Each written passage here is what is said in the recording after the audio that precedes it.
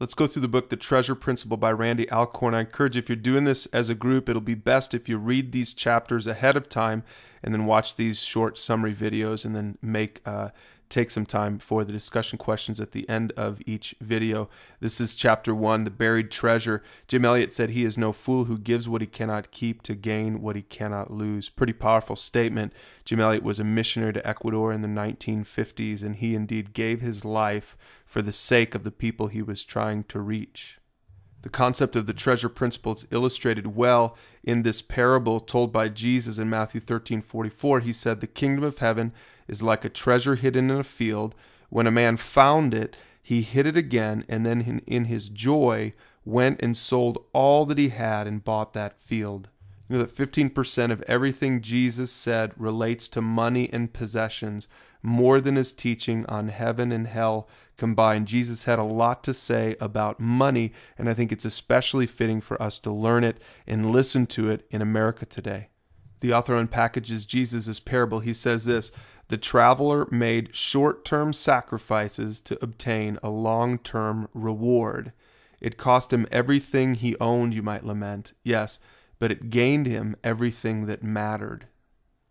Matthew 6 unveils the foundation for the treasure principle. Here it is in verse 19 through 21. Jesus said, "Do not store up for yourselves treasures on earth, where moth and rust destroy and where thieves break in and steal.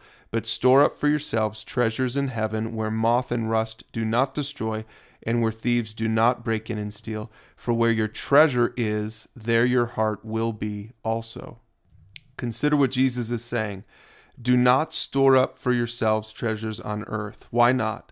Because earthly treasures are bad? No, because they won't last. They're temporary. When Jesus warns us not to store up treasures on earth, it's not just because wealth might be lost. It's because wealth will always be lost. Either it leaves us while we live, or we leave it when we die. No exceptions. So Jesus functions here as the foremost market timer. He tells us to once and for all switch investment vehicles. He instructs us to transfer our funds from earth, which is volatile and ready to take a permanent dive, to heaven, which is totally dependable, insured by God himself, and is coming soon to forever replace earth's economy. See, here's the thing. Jesus has a treasure mentality. He wants us to store up treasures. He's just telling us to stop storing them in the wrong place and start storing them in the right place. Jesus is talking about deferred gratification. The man who finds the treasure in the field pays a high price now by giving up all he has, but soon he'll gain a fabulous treasure. Store up for yourselves treasures in heaven. Why? Because it's right. Not just that, but because it's smart. Because treasures will last in heaven. Jesus argues from the bottom mind. It's not an emotional appeal. It's a logical one. Invest in what has lasting values. You'll never see a hearse pulling a U-Haul. Why? Because you can't take it with you. And that's the treasure principle. You can't take it with you, but you can send it on ahead. The money God entrusts to us here on earth is eternal investment capital. Every day is an opportunity to buy up more shares in his kingdom.